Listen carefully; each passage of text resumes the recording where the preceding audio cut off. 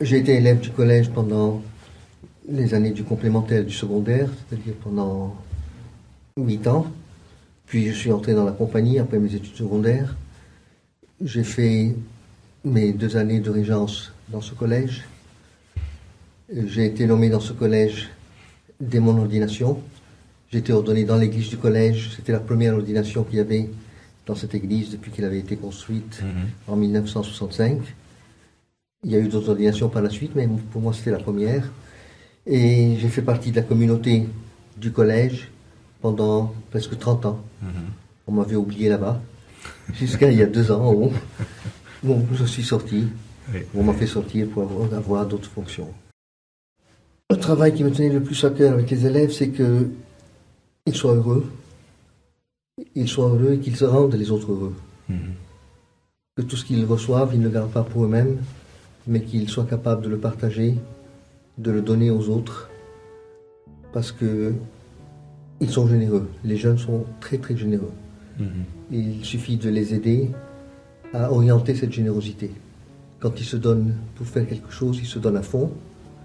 Alors aussi bien pour faire le mal, ça peut arriver, mais pour faire le bien, ils sont aussi tout à fait capables de se donner à fond.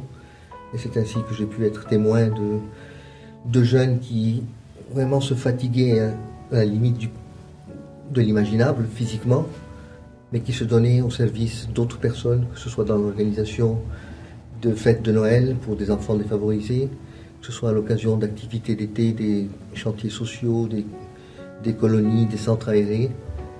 Ben, ces jeunes se donnent à fond.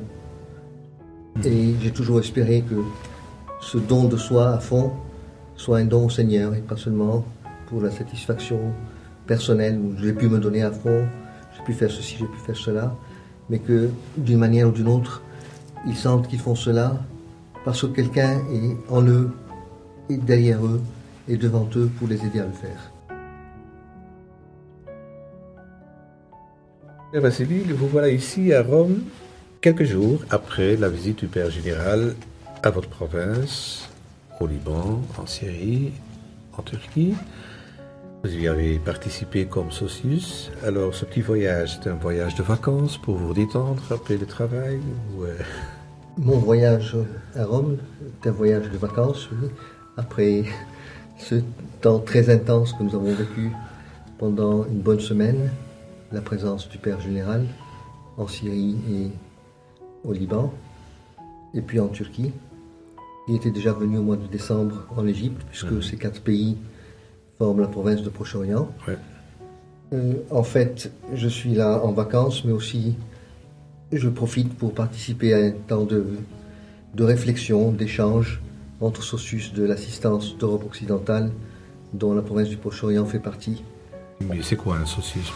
Socius, d'abord, c'est le mot latin socius signifie compagnon, celui qui accompagne. Ce serait, disons en langage moderne, un assistant exécutif. C'est un peu celui qui est la mémoire et les mains du provincial.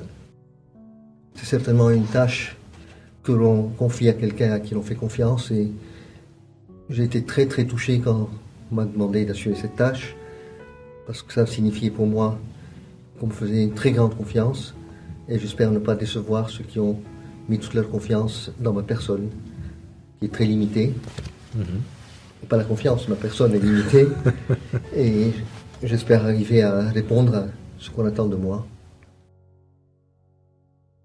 بعد ما سمعت كل هالخبريات الحلوة عن اللي عم تعيشوه وكيف عم تشوفوا انه الله تعالى عم بيشتغل معكم وفيكم من خلال كل احداث حياتكم، ما في الا انه معكم وباسمكم ارفع صلاتي للرب وقول الآية من المزمور 102: بارك يا نفسي الرب ولا تنسي كل حسناته.